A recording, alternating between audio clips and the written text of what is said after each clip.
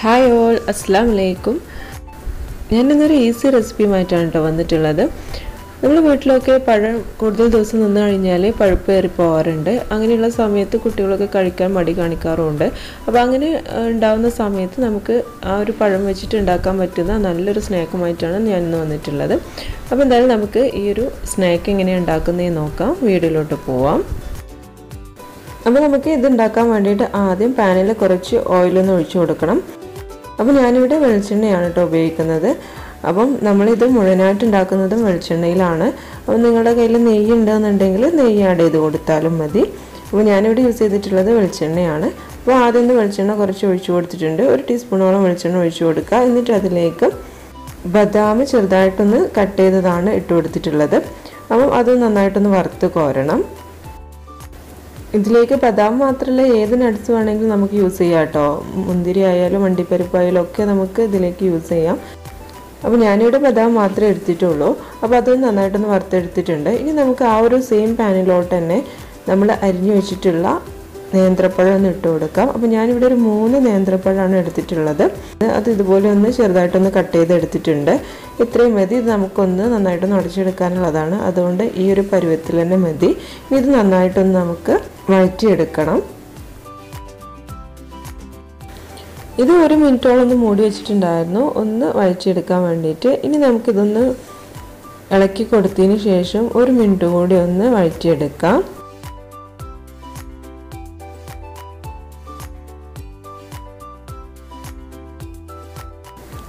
ഇപ്പം പഴമൊക്കെ ഒന്ന് റെഡിയായി വന്നിട്ടുണ്ട്, ഒന്ന് വഴന്ന് വന്നിട്ടുണ്ട്. ഇനി നമുക്കിതിലേക്ക് തേങ്ങ ചിരകിയതൊന്ന് ചേർത്ത് കൊടുക്കാം.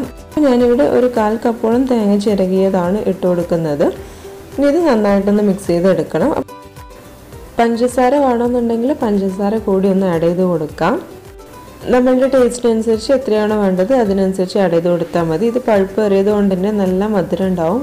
അതുകൊണ്ട് കൂടുതലായിട്ടൊന്നും മധുരം ചേർക്കേണ്ട ആവശ്യം ഉണ്ടാവില്ല. ഇനി ഇതിലേക്ക് നമ്മൾ നേരത്തെ വറുത്ത് വെച്ചിട്ടുള്ള ബദാം കൂടി ഒന്ന് ഇട്ട് കൊടുക്കാം.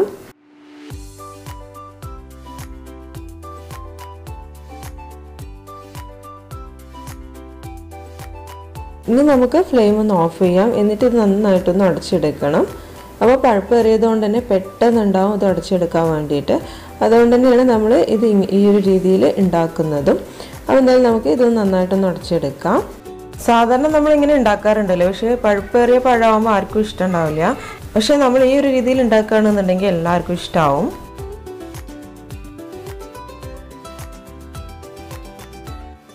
അപ്പോൾ നമ്മൾ പഴമൊക്കെ നന്നായിട്ടൊന്ന് അടച്ചെടുത്തിട്ടുണ്ട്, അതൊന്ന് മാറ്റി വെച്ചിട്ടുണ്ട്. ഇനി നമുക്ക് ഇതിലേക്ക് ആവശ്യമായിട്ടുള്ള ബാറ്റർ ഒന്ന് തയ്യാറാക്കണം. അപ്പോൾ അതിനായിട്ടൊരു മിക്സിയുടെ ജാർ എടുത്ത് വെച്ചിട്ടുണ്ട്. ഇനി നമുക്കിതിലേക്ക് 1 മുട്ടയും അതുപോലെ തന്നെ 1/4 കപ്പോളം പാലും ഒഴിച്ചു കൊടുക്കാം.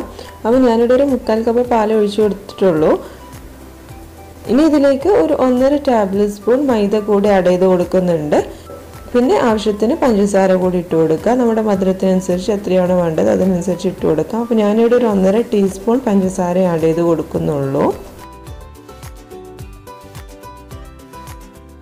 ഇനി ഇത് എല്ലാം കൂടി നന്നായിട്ടൊന്ന് അടിച്ചെടുത്തിട്ട് വരാം. അപ്പോൾ നമ്മുടെ മിക്സ് ഇവിടെ റെഡി ആയിട്ടുണ്ട്, നന്നായിട്ട് അടിഞ്ഞു കിട്ടിയിട്ടുണ്ട്. ഇനി ഇത് നമുക്കൊരു ബൗളിലോട്ട് മാറ്റാം. ഇനി നമുക്കിതിലേക്ക് ആവശ്യമായിട്ടുള്ളത് ബ്രെഡാണ്. അപ്പോൾ ഞാനിവിടെ ഒരു 6 സ്ലൈസ് ബ്രെഡ് എടുത്തിട്ടുണ്ട്. അപ്പോൾ നമുക്ക് എത്രയാണോ ഫില്ലിംഗ് ഉള്ളത് അതിനനുസരിച്ചിട്ട് ബ്രെഡ് എടുക്കാം. അപ്പോൾ ഞാനിവിടെ ഒരു 6 ബ്രെഡോളം ഇവിടെ എടുത്തിട്ടുണ്ട്. അപ്പോൾ നമുക്കിത് ചെയ്ത് നോക്കിയതിന് ശേഷം എത്ര വേണ്ടത് വെച്ചാൽ അതിനനുസരിച്ച് എടുത്താൽ മതി. അപ്പം ആദ്യം നമ്മൾ ഒരു ബ്രെഡ് എടുക്കുക. എന്നിട്ട് അതിന് മുകളിലായിട്ട് നമ്മുടെ പഴത്തിൻ്റെ ഫില്ലിംഗ് ഒന്ന് വെച്ച് കൊടുക്കുക. ഇതുപോലെ ഒന്ന് എല്ലായിടത്തേക്കൊന്ന് സ്പ്രെഡ് ചെയ്ത് കൊടുക്കുക. ഇനി ഇതിന് മുകളിലായിട്ട് മറ്റൊരു ബ്രെഡ് കൂടി ഒന്ന് വെച്ച് കൊടുത്തിട്ട് ശേഷം ഒന്ന് പ്രസ് ചെയ്ത് കൊടുക്കുക. നന്നായിട്ടൊന്ന് പ്രസ് ചെയ്ത് കൊടുക്കുക. അപ്പോൾ നമ്മുടെ ആ ഒരു ഫില്ലിങ് 2 ബ്രെഡിലും നന്നായിട്ടൊന്ന് പിടിക്കണം. അപ്പോൾ അതിന് വേണ്ടിയിട്ടാണ്. അപ്പോൾ അത്രയേ ഉള്ളൂ. എന്നിട്ട് അതൊന്ന് മാറ്റി വെക്കാം. എന്നിട്ട് അതുപോലെ തന്നെ ബാക്കിയുള്ളതൊക്കെ ഒന്ന് ചെയ്തെടുക്കാം. അപ്പോൾ നമ്മുടെ ഫില്ലിങ് പറ്റുന്ന രീതിയിലൊക്കെ നന്നായിട്ടൊന്ന് സ്പ്രെഡ് ചെയ്ത് കൊടുക്കുക. എന്നിട്ട് അതിന് മുകളിലായിട്ട് മറ്റൊരു ബ്രെഡ് കൂടി വെച്ച് കൊടുത്തതിന് ശേഷം നന്നായിട്ടൊന്ന് പ്രസ് ചെയ്ത് കൊടുത്താൽ മതി.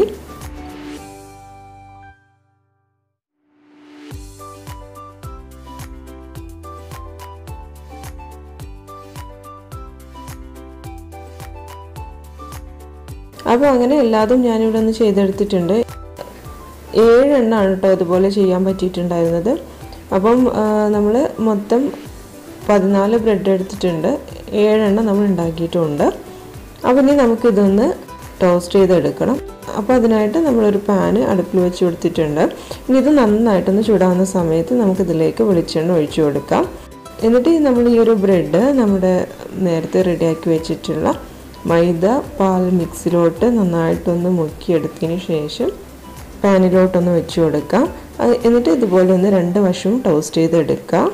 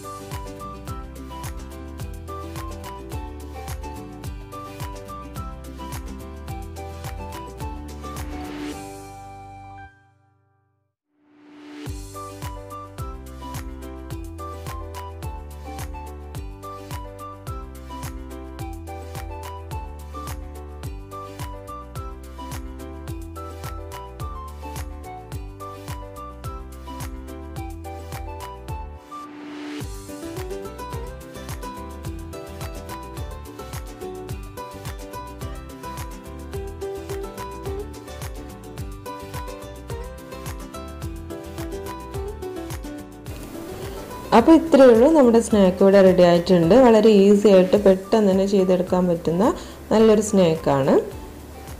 അപ്പോൾ നമുക്കിത് ഇങ്ങനെ സെർവ് ചെയ്യാം, അല്ലാന്നുണ്ടെങ്കിൽ ഇതൊന്ന് ട്രയാങ്കിൾ ഷേപ്പിൽ കട്ട് ചെയ്തിട്ട് അങ്ങനെ വേണമെന്നുണ്ടെങ്കിൽ അങ്ങനെയും സെർവ് ചെയ്യാം. നമ്മൾ ബ്രെഡ് സാധാരണയായിട്ട് ഇങ്ങനെ ടോസ്റ്റ് ചെയ്യാറുണ്ടല്ലേ, പക്ഷെ നമ്മൾ പഴത്തിൻ്റെ ഫില്ലിങ് ഇതുപോലെ വെച്ചിട്ട് ചെയ്യാറുണ്ടാവില്ല.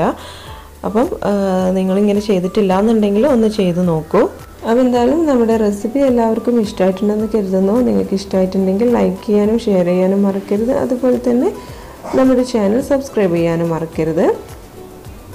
സബ്സ്ക്രൈബ് ചെയ്യുന്ന സമയത്ത് കൂടെ കാണുന്ന ബെല്ലൈക്കൺ കൂടി ഒന്ന് എനാബിൾ ചെയ്യുക. അങ്ങനെയാകുമ്പോൾ ഞാനിടുന്ന പുതിയ വീഡിയോസൊക്കെ നിങ്ങൾക്ക് നോട്ടിഫിക്കേഷനായിട്ട് കിട്ടും. ഇനി നമുക്ക് അടുത്തൊരു വീഡിയോയിൽ പുതിയ റെസിപ്പിയുമായിട്ട് കാണാം. താങ്ക്